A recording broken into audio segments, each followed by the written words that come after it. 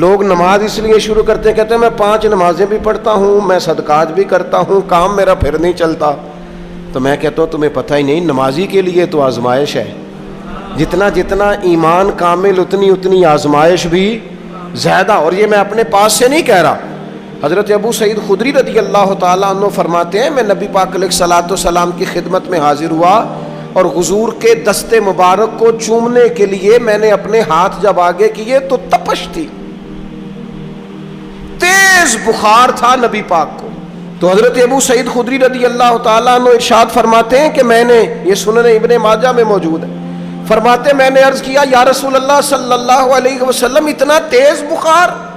حضور فرمانے لگے ہم پر جو آزمائشیں آتی ہیں نا انبیاء پر، وہ عام لوگوں سے دگنا آتی ہیں. یہ تو لاڈلے ہیں، یہ تو محبوب ہیں اللہ کے. فرمایا عام لوگوں سے دگنی آزمائش آتی ہے، لیکن فرمایا ہمارا رب بڑا کریم ہے، ہمیں اجر بھی ڈبل ہی عطا کرتا ہے، ہمیں اجر بھی ڈبل ہی عطا کرتا ہے. تو حضرت ابو سعید خدری کہتے ہیں موقع اچھا تھا، میں نے ایک سوال بھی کر دیا. میں نے کہا یا رسول اللہ صلی اللہ علیہ وسلم بتائیے نا بھلا دنیا میں زیادہ آزمائشیں کن کو آتی ہیں؟ تو حضور فرمانے لگے سب سے زیادہ آزمائشیں اللہ کے انبیاء کو آتی ہیں، نبیوں کو آتی ہیں. حضور اس کے بعد فرمایا اس کے بعد جو ان کے زیادہ قریب ہوتا ہے اسے آتی ہیں. لوگ کیا سمجھیں گے امام حسن کی آزمائش کو؟ لوگ کیسے سمجھیں گے سیدنا امام حسین کی آزمائش کو؟ فرمایا جو ان کے زیادہ قریب ہوتا ہے اسے زیادہ آزمائش آتی ہے. تو حضور کے سب سے قریب تو امام حسن ہے نا، امام حسین ہے نا.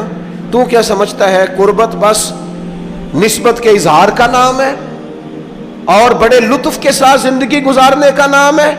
تو نبی پاک علیہ الصلوۃ والسلام نے فرمایا بات بڑی مزے کی ہے. فرمایا پھر اللہ کے بعض بندے تو ایسے ہوتے ہیں جنہیں اللہ فقر میں مبتلا کر دیتا ہے. فرمایا ان کے پاس صرف ایک چادر رہ جاتی ہے، اتنا فقر ان کے پاس آتا ہے. لیکن جو حدیث کے آخری لفظ ہیں نا وہ وجد والے ہیں، وہ وجد والے ہیں، وہ سرور والے ہیں. ہمارا یہ مزاج ہوتا ہے کہ میٹھا میٹھا کھا جاؤ اور ذرا کڑوا آ جائے تو سویرے بھی رو شام بھی رو، حال ہی کوئی نہیں، غریبی بڑی، پریشانی بڑی، حضرت صاحب گھر سے بیماری جاتی نہیں. اور جناب کیا بتائیں، بعض لوگ تو ایسے ہیں جن کی بات سن کے لگتا ہے زندگی میں کبھی سوئے ہی نہیں، اتنے بڑے بڑے دکھ سناتے ہیں. او خدا کی رحمت کا بھی تو ذکر کرنا، خدا نے جو تیرے اوپر انعامات کیے ان کا بھی تو ذکر کرنا. ان کا تذکرہ ہی نہیں کر رہا میرا بھائی. نبی پاک علیہ السلام نے فرمایا ان لوگوں پر دکھ آتے ہیں پر قربان ہونے کو جی چاہتا ہے ان لفظوں پر. حضور فرمانے لگے وہ رب کی طرف سے آنے والے دکھ پر بھی اس طرح راضی ہوتے ہیں جس طرح تم میں سے کوئی راحت ملنے پر راضی ہوتا ہے. سکون والی چیز ملنے پر جس طرح تم راضی ہوتے ہو اس طرح وہ دکھوں پر بھی راضی ہوتے ہیں. دکھ قبول محمد بخشا، دکھ قبول محمد بخشا. پر ایک شرط لگائی چھوٹی سی میاں صاحب نے، انہوں نے کہا 100 دفعہ قبول ہے، دکھ 100 دفعہ قبول. دکھ قبول محمد بخشا پر راضی رہن پیارے.